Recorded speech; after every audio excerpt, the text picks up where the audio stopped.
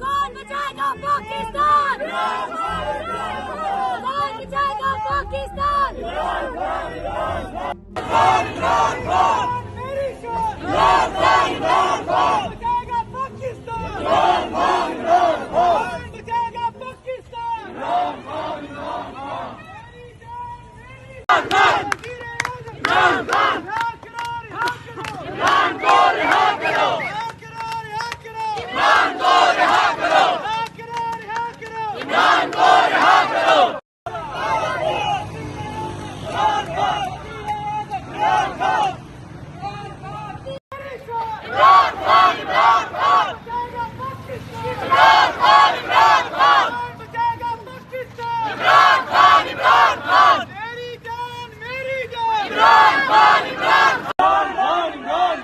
कौन बचाएगा पाकिस्तान? इमरान खान ना वो भागा ना बीमार नंबर 804 कौन बचाएगा पाकिस्तान?